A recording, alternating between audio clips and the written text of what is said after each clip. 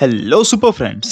अब जैसा कि आप लोगों ने कहा था कि सीक्रेट फैक्ट्स और ईस्टर एग्स वाली सीरीज को मैं कंटिन्यू करूं, तो आपकी बात को मानते हुए आज का टॉप 13 एपिसोड कैप्टन अमेरिका की ट्रायोलॉजी को डेडिकेटेड है। अब आप लोग जैसे ट्रू एमसीयू फैंस से कोई डिटेल्स या सीक्रेट्स बचते नहीं है, लेकिन फिर भी मैंने कोशिश की है कि इस वीडियो में captain America the first Avenger, captain America the Winter soldier और कैप्टन अमेरिका सिविल वॉर की ज्यादातर सीक्रेट डिटेल्स ऐसी हों जो आप में से काफी लोगों को ये वीडियो देखकर ही पता चले। तो शुरू करते हैं आज का वीडियो बिना किसी देरी के।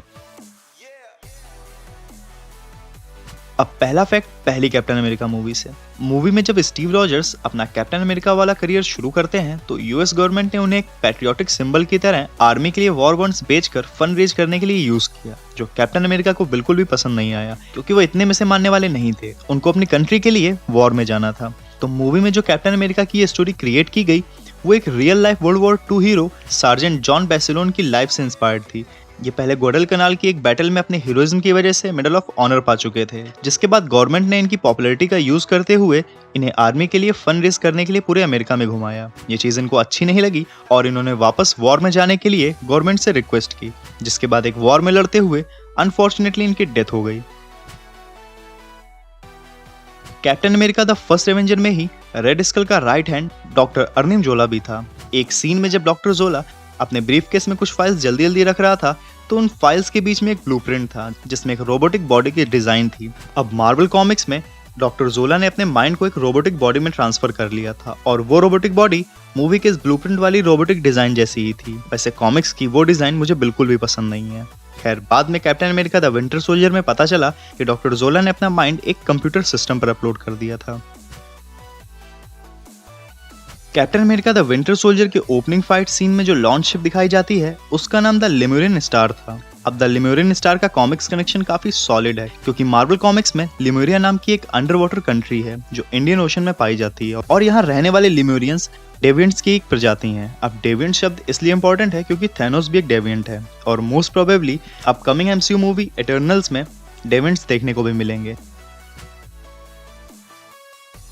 अगला ईस्टर एग भी Captain America the Winter Soldier से ही है। मूवी में अलेक्जेंडर पियर्स के कैरेक्टर को फैंस ने और क्रिटिक्स ने काफी पसंद किया था। इसको रॉबर्ट रेडफोर्ड ने प्ले किया था। मूवी के एक सीन में अलेक्जेंडर पियर्स के रेफ्रिजरेटर में एक जार दिखता है जो न्यूमैन्स ओन सॉस का जार है।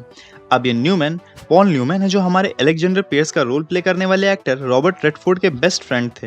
इन्होंने साथ में 1969 में Butch Cassidy and the Sundance Kid और 1973 में आई मूवी द स्टिंग में साथ में काम किया था। बाद में न्यूमैन ने 1982 में एक चैरिटेबल फूड कंपनी शुरू की। 2008 में न्यूमैन की डेथ हो गई थी और फ्रिज वाला ये सीन रेडफोर्ड की तरफ से अपने फ्रेंड न्यूमैन को एक ट्रिब्यूट थी। अगली डिटेल कैप्टन के बीएफएफ बकी बार्न्स से रिलेटेड है और थोड़ी फिलोसफिकल है। तो बकी तीनों कैप्टन अमेरिका मूवीज में एक बार किसी न किसी रिवर में गिरा है और हर बार जब भी बकी किसी रिवर में गिरा उसके बाद उसके कैरेक्टर में एक चेंज देखने को मिला है। जैसे captain America the first Avenger में जब बकी रिवर में गिरा तो सबको लगा वो मर गया, लेकिन बाद में पता चला कि वो रिवर में गिरकर सीधे एक असैसिन में ट्रांसफॉर्म होकर वापस आया। फिर captain America the Winter soldier में जब लास्ट में बकी पोटोमैक रिवर में गिरा तो उसके कैरेक्टर में एक और चेंज हुआ जहां वो अपने ओल्ड फ्रेंड स्टीव रॉजर्स को रेस्क्यू करता है। बाद में सिविल वॉर में जब बकी जर्मनी में एक रिवर में गिरता है तो उसके बाद उसे पता चलता है कि वो अभी भी ब्रेन वॉशिंग का शिकार हो सकता है क्योंकि उसके पहले ही जीमो ने बकी के ऊपर तंत्र मंत्र किया था। तो इसका मतलब एमसीयू में बकी बार्न्स और पानी का एक खास रिलेशन है। कैप्टन अमेरिका सिविल वॉर में जब एयरपोर्ट बैटल वाला सीन चल रहा था तो पीछे एक स्टेयर कार दिखती है। अब एक फनी ईस्टर एग है जो काफी लोगों को पता हो सकता है।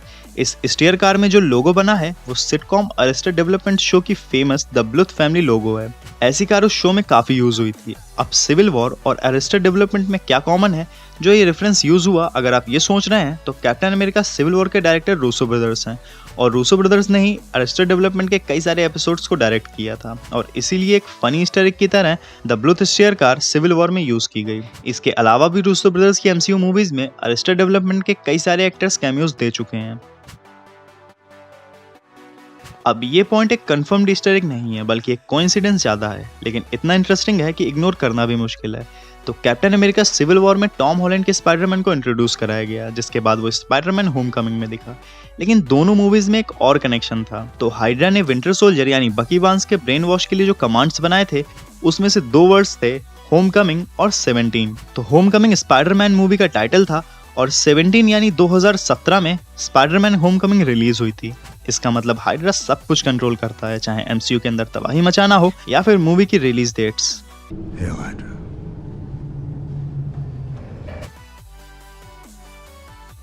कैप्टन अमेरिका सिविल वॉर में लागोस के मिशन के टाइम जब एवेंजर्स क्रॉसबोन्स और उसकी टीम के साथ फाइट कर रहे थे तो फाल्कन ने रेड विंग नाम का एक ड्रोन गार्बेज ट्रक को स्कैन करने के लिए यूज किया था। अब मार्वल कॉमिक्स में सैम विल्सन के पास रेड विंग नाम का एक असली फाल्कन भी है, जो पहली बार कैप्टन अमेरिका इशू 117 कॉमिक्स में देखने को मिला था। एमसीयू में इसको स्टार्क इंडस्ट्रीज ने बिल्ड किया है और इसमें कुछ मशीन गन्स भी लोडेड हैं, जिनका यूज हमने इन्फिनिटी वॉर में देखा था। कैप्टन अमेरिका सिविल वॉर में ही MIT प्रेजेंटेशन देने के बाद टोनी स्टार्क जिस लेडी से बैक स्टेज मिलता है, जिसने अपने लड़के की डेथ के लिए टोनी को रिस्पॉन्सिबल बताया था, उस लेडी का रोल एल्फ्रेड वुडार्ड ने प्ले किया था। इन्होंने नेटफ्लिक्स की सीरीज ल्यूक केज में मारिया डिलार्ड का रोल प्ले किया था। अब गौर करने वाली बात यह है कि मार्वल स्टूडियोज किसी भी एक्टर को MCU में 2 डिफरेंट कैरेक्टर्स प्ले करने नहीं देता है, लेकिन इनको रॉबर्ट डाउनी जूनियर ने रिकमेंड किया था, क्योंकि इसके पहले ये दोनों एक साथ 2 और मूवीज में नजर आ चुके हैं। इसके अलावा सिविल वॉर मूवी में एल्फ्रेड का नाम मिरियम था। सिविल वॉर कॉमिक्स में भी मिरियम शार्प नाम की एक लेडी थी, जिसको टोनी से झगड़ते हुए दिखाया गया था। अब अगला fact captain America winter Soldier से है, जो मुझे Reddit user that's nice Danny के अकाउंट से मिला है। तो मूवी में विंटर सोल्जर के ज्यादातर अपीयरेंसेस में एक सिग्नेचर म्यूजिक सुनाई देता है।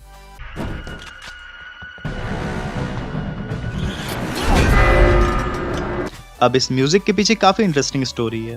इस शार्प म्यूजिक को हेनरी जैकमैन ने पहली कैप्टन अमेरिका मूवी में जब बकी ट्रेन से गिर जाता है तो जो उसकी स्क्रीम सुनाई देती है उसको और ज्यादा डिस्टॉर्ट और इक्वलाइज करके क्रिएट किया था। यानी विंटर सोल्जर मूवी के जिस सीन में वो म्यूजिक सुनाई देता है वो एक तरह से बकी के ही चीखने की आवाज थी। यानी इसके बाद जब भी आप विंटर सोल्जर मूवी देखोगे तो बकी का कैरेक्टर और भी ज्यादा डीप लगेगा। अब म्यूजिक की बात हो ही रही है तो नेक्स्ट फैक्ट भी म्यूजिक से रिलेटेड है। Captain America the first Avenger में जब कैप्टन का प्लेन क्रैश होने वाला था तब पेगी से बात करते टाइम जो बैकग्राउंड म्यूजिक प्ले हो रहा है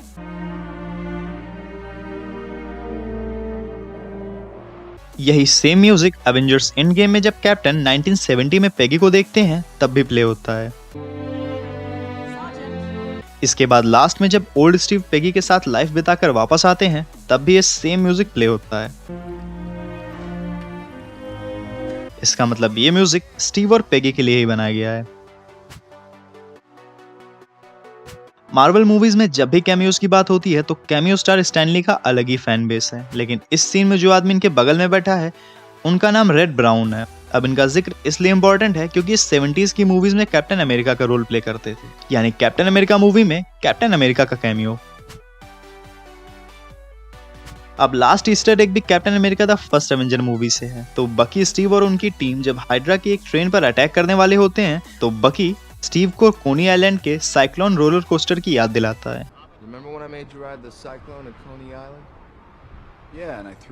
जिसके बाद सीधे स्पाइडरमैन होमकमिंग के लास्ट में पीटर पार्कर को हम उसी साइक्लोन रोलर कोस्टर पर बैठे देख सकते हैं। इसका मतलब ये रोलर कोस्टर प्राचीन होने के साथ साथ काफी शक्तिशाली भी है। तो गाइज ये थी कैप्टन अमेरिका ट्रायलजी की 13 सीक्रेट डिटेल्स और ईस्टर एग्स। अब इस तरह हमने एमसीयू के आयरन मैन, थॉर और कैप्टन अमेरिका ट्रायलजी कवर कर ली है, यानी टोटल 9 मूवीज। अब next top 13 Easter egg episode किस मूवी पर चाहिए कमेंट्स में बताइए। तो आज के लिए इतना ही। अब लाइक एंड शेयर करें इस वीडियो को, सब्सक्राइब करें हमारे दोनों नीले बर्फीले चैनल्स को, बेल आइकन प्रेस करके ऑल नोटिफिकेशंस पर क्लिक करें और लेटेस्ट एंड इंटरेस्टिंग पोस्ट्स के लिए चैनल के फेसबुक, इंस्टाग्राम और ट्विटर अकाउंट को फॉलो करें। सारे लिंक डिस्क्रिप्शन में दिए हुए हैं। तो मिलते हैं नेक्स्ट वीडियो में, तब तक आप सेफ रहिए और ब्लू आइसबर्ग के वीडियोस देखते रहिए।